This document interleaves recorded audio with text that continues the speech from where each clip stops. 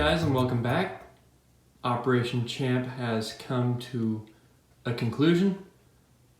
It actually ended one turn earlier than maybe it should have. We certainly were planning for a couple more turns, but that didn't end up panning out. I've got the board set up with all the important stuff from the US turn. So I'm going to do a quick in quotation marks, count up of the victory points here real quick. This will be our super official, no questions asked count of victory points. But also, if you find any mistakes in my work, please let me know. So here I've got my faded, washed out score sheets that you can't even read because I didn't have any black ink in my printer when I printed these like 7 months ago. So I'm going to have to read everything out to you guys. That's going to be fun. So without further ado, let's get started. We've got our victory cities already set up here. The Germans have Paris and Berlin. Soviets have Moscow. Italians Rome. Japanese still have Tokyo. KMT never lost Nanking.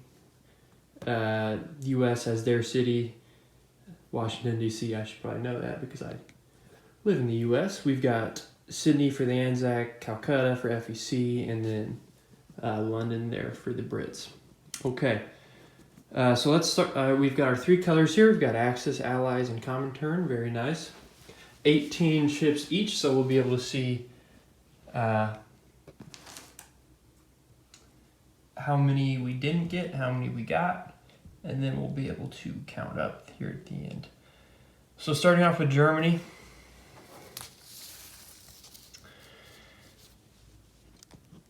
Let's see if I can make this look somewhat good. Maybe, I don't know.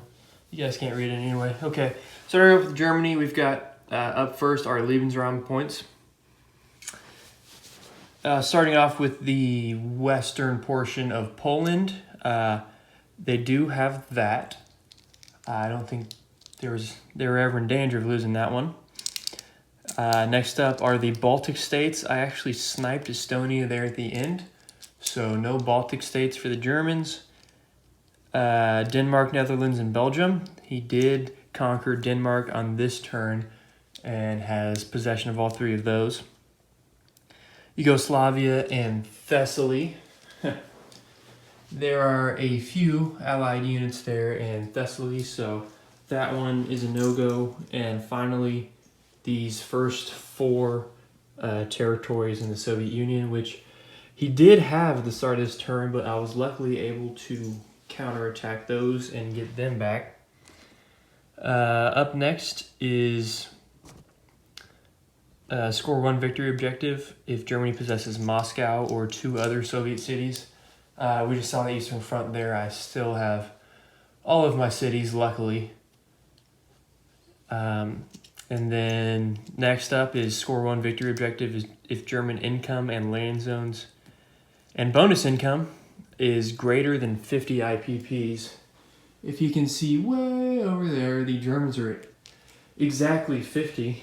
So if bonus income wasn't included in this, they'd actually miss that by 1 IPP because the British took Bulgaria there just on this last turn. So that would have been funny, but they do get their bonus income for Sweden and Romania, so they got that one easily. And then, unfortunately, the Germans did not win the Spanish Civil War. So that's it for Germany. Germany got 5 points, a solid showing, given how terrible his luck was for basically the majority of this game. I'd say that's a really solid showing from the Germans. Next up are Italy and Japan. Maybe. So Italy has Rome, and he gets 1 point up to 2 for each territory that he did not own at the beginning of the game. He did his annexation of Albania and conquered Abyssinia, so that's good. This one, he needs to have double the amount of capital ships in the Mediterranean or possess Gibraltar, Malta, and Eastern Egypt. Italy never went to war, unfortunately. Hambone did a great job of just making that a non-starter from the very beginning. So Italy never had a chance to really do any damage. And then the battleship thing is a wash. They each have 3 right now. They each have 2 at stage 2 on the build queue, so I don't think that one is going to change for quite a while, even if we did keep going. And then again, the Axis did not win the Spanish Civil War. Next up is Japan. Does have Tokyo still, so that's good. That's great for me. This game ended at just the right time, because if the Allies ended up getting Tokyo, I think the Comintern would have been in a lot of trouble. But Tokyo is still Japanese. Colonialism, total income greater than 50 IPPs. If you look way over there, Japan's at 5. It's been a tough game for Japan. Started out really well, and then he had to face down the might of a supercharged U.S. economy with all of South America giving income to the U.S. So that's just a tough break for the Japanese, and he did a good job surviving as long as he did. I'm very impressed. And then the next one, Pacific Security. I don't believe he ever really tried for this one. Twice the number of capital ships as the Allies. That one's really hard to pull off. And then you start with you start with the Marshalls and Carolines, and then need one of Midway Wake or the Marianas. I don't know that he ever had those. No, he sniped Wake at some point, didn't he? Anyways, doesn't have that one right now. I'm rambling. And then raw materials. I believe the Japanese still have Java, but the U.S. did take 3 of the 4 Japanese home territories. So we've got Japan just getting that Tokyo point. I still believe you can score your victory cities even if you've lost territory in home country. So we'll go ahead and give Tokyo to the Japanese. So that is it for the Axis powers. Let's take a look at what we've got. We've got 4 for Italy and Japan and 5 for Germany. Brings us to a total of 9 for the Axis powers. Let's move on to the Allies now. I guess we can stay on the same sheet and start with Free France and the KMT. So Free France has very, very difficult victory objectives. The first one is contain fascism. You need to get the Germans down to 24 IPPs in income, which just didn't happen this game. So that's a really tough objective for the Allies, because it's worth 3 victory points. They get 1 for France, the Commonwealth, and the U.S. to get Germany under 24 IPPs. So it's tough. That's really tough. So unfortunately for the Allies, they did not get that one. And then score 1 victory objective if the Comintern does not possess land zones adjacent to French home country. Republican Spain does count as Comintern land zones for this, so we do have some communist territories there adjacent to French home country. So they do not get that one. And then the last one is just brutal. You got to get every single French territory that has an IPP value. As we just saw, they didn't reconquer French home territory, and Madagascar is still Vichy for 1 more turn. You see that Hambone dropped an airborne there in Aden. I have a feeling I know where that guy was going. Maybe, or he was preparing to drop into some Soviet territories. I think he put an airborne into Hokkaido as well. I kind of have to believe that those were meant for the Soviets, but maybe that's just me being the main character. So here for the KMT, do have Nanking. They never lost Nanking, which is very impressive. Expel foreign influence. 1 victory objective. There are no non-Chinese land units in continental China. This one is actually my bad, Panzer J. As we can see, there is a single Soviet motorized infantry in Peking, which cancels out that point for both of us. Both the CCP and the KMT are upset with that motorized, so neither of us get a point. No harm, no foul, I guess, because it hurt us both. But I did just notice that not too long ago. I probably should have taken that guy out, but I was worried about Japanese landings. I didn't want him to walk on, you know. Next up, 1 victory point for 2 territories in Manchuria or Formosa. CCP owns all of Manchuria, and the United States did get Formosa.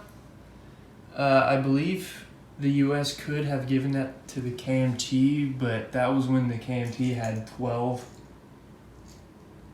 IPPs worth of territory, so that would have made them a major power, which is great because it takes away the KMT attack weakness, which just, you know, brutalized him all game. I hate that thing.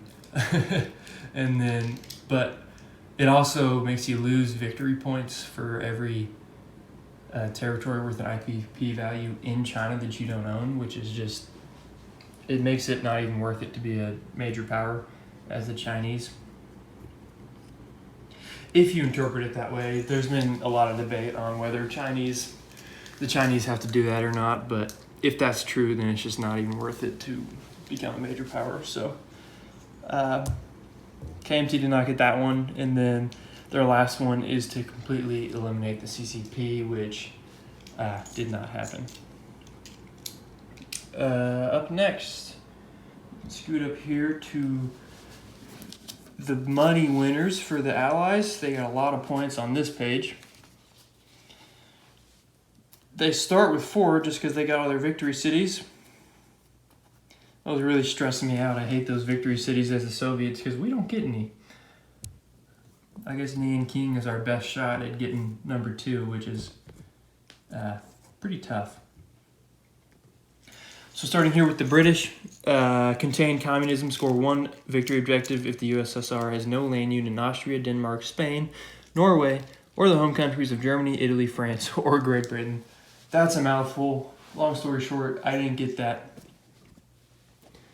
I thought about going into Norway, but the Allies were so powerful at the end that I just couldn't let them attack me because they would have sniped so many victory points just by airdropping into my back territories. I did put a couple airbornes here in Leningrad to maybe get cheeky and try to drop, you know, a French territory or a German territory there at the end, but it didn't come to pass. He probably would have been able to defend it anyway with his scrambling fighters. The Allies start off hot with that one. Maintain the empire. Never lost any of these territories, Aden, Egypt, or South Africa. Contain fascism. I already talked about this one. Germany is above 24. That's a very difficult victory objective.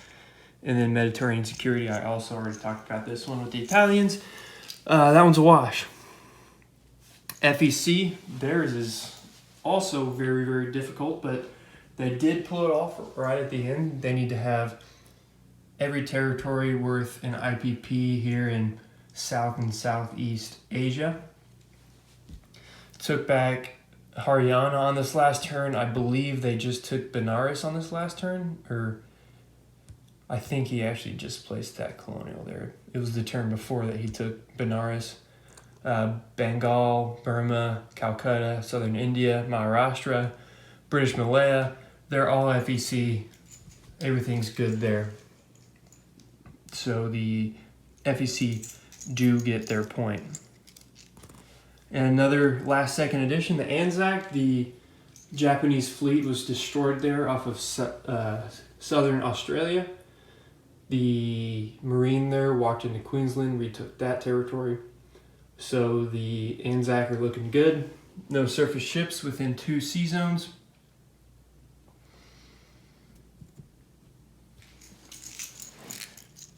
Boom. Another point for Anzac. So the British did very, very well this game. And so did the U.S. We've got the Monroe Doctrine.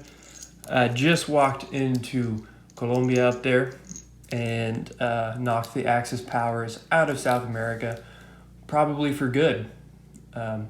He did a very nice job of just crushing everything down there. So great job there. The contain fascism, again, that's a really tough one. Contain communism is one victory objective if the USSR owns less than 5 territories with an IPP value outside of home country. Didn't get that one. I've got a few, but there's not a lot he could have done about that. So I was being coy all game, I guess. So I didn't get that one. Pacific Security, twice as many capital ships in the Pacific as Japan. I believe the final tally is 14-0. So for a while there, I did think Japan might have blocked this one, but nope. That fleet was destroyed, and then the 10 battleship thing, that was awesome. Just building 10 battleships. Loved it. That was great.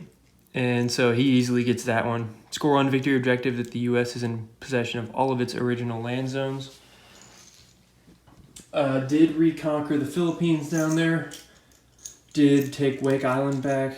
Everything's good down there. He successfully maintained the empire and expanded just a bit. There's a little bit of new U.S. territory down there. I actually ran out of U.S. roundels a while ago. The western U.S. has nothing left because I had to start siphoning them off. And technological superiority, hit those last 2 rolls on his last turn. Awesome timing, that was great. And I can't believe it took him until January of 1945 to get long-range aircraft. I think he was rolling for that every turn of the entire game, except maybe 2 before July of 39 hit. And that's crazy. I don't think I've ever seen something take so long to get. So, sorry Panzer J, that's really annoying because long-range aircraft is a great tech, but you got it in the end and you got your point. So here for the Allies, we've got 2, 4, 8, 12, plus 1 is 13 for the Allies. Okay. And last, both last and least, we've got the Comintern. We can count up real quick.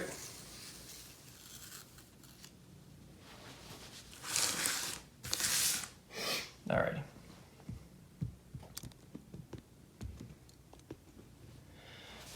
So up first, score 1 victory objective if the USSR possesses East Poland, Lubelski, Karhala, Lithuania, Latvia, and Estonia. I did not get that one.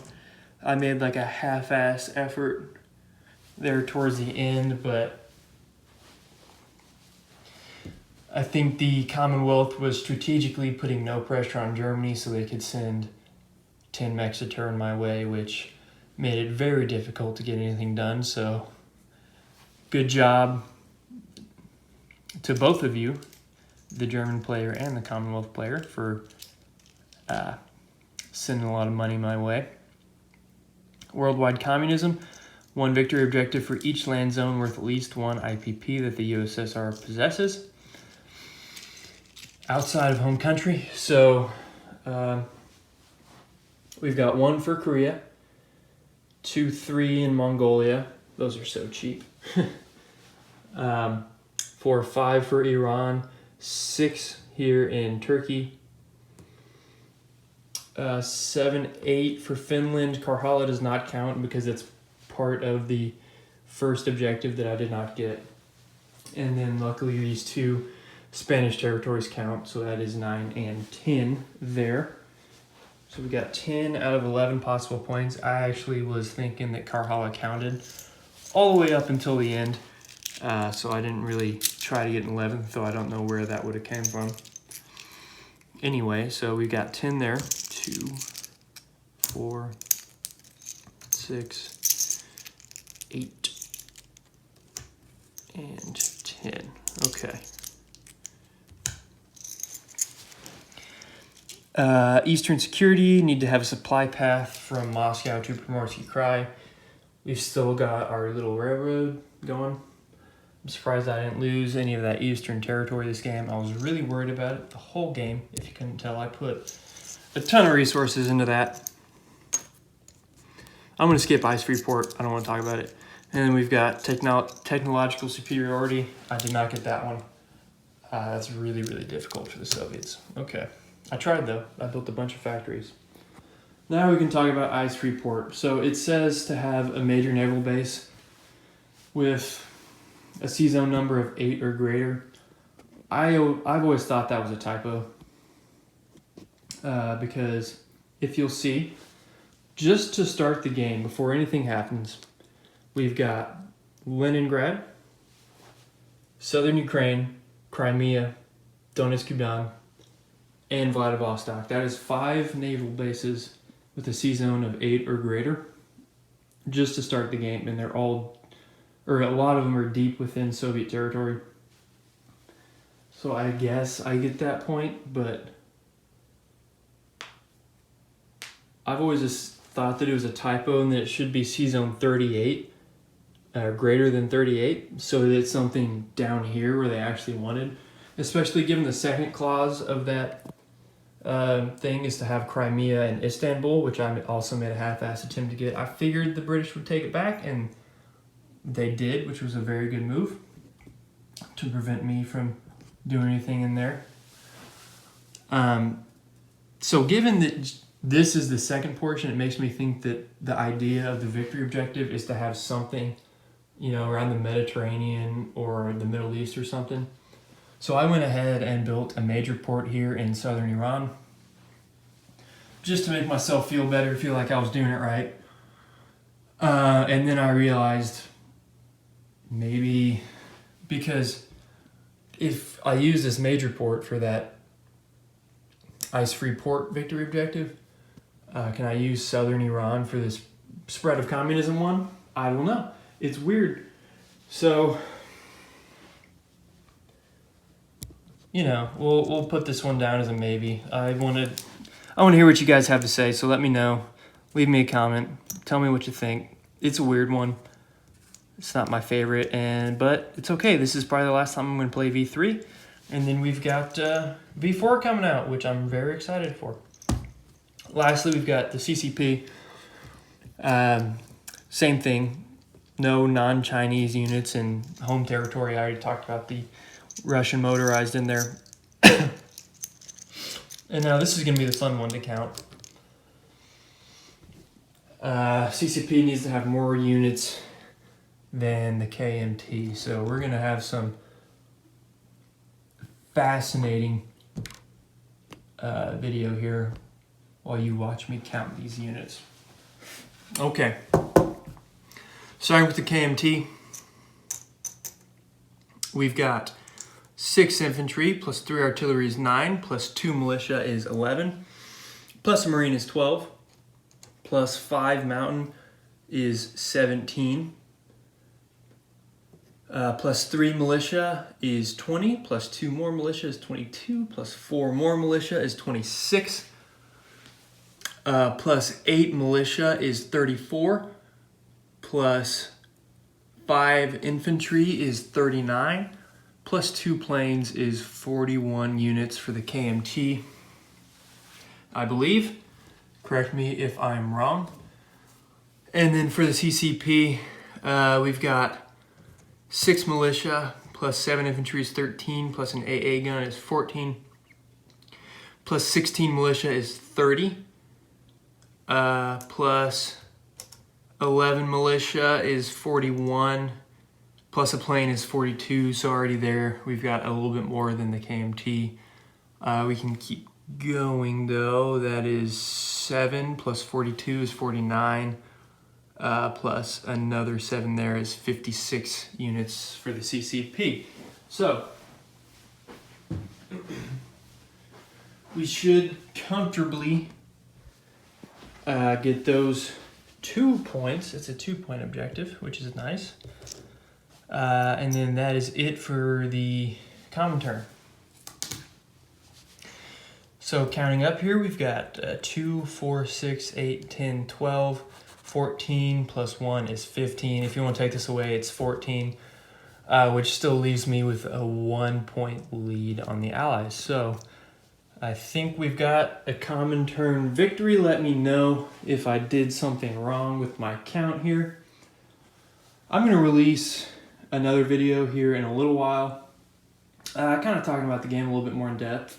We're already at 25 minutes here, so I don't want to keep on rambling. It's a pretty long video. This one may not be as fun to watch, but it's certainly important to get those points counted right, so let me know if I made any mistakes. And then I'll see you guys soon with kind of a more in-depth rundown of how the game went. It was really, really fun, really competitive all the way up until the end. You know, most games that we've seen of V3 have just been Axis washes, just dominating the whole world. Even in the summer offensive, Axis won both games. So this was a really competitive game, and it was really fun to play, guys. So all you need to win as the Comintern is a lot of luck all over the board, all the time. A lot of luck all over the board. Yeah, I just got lucky.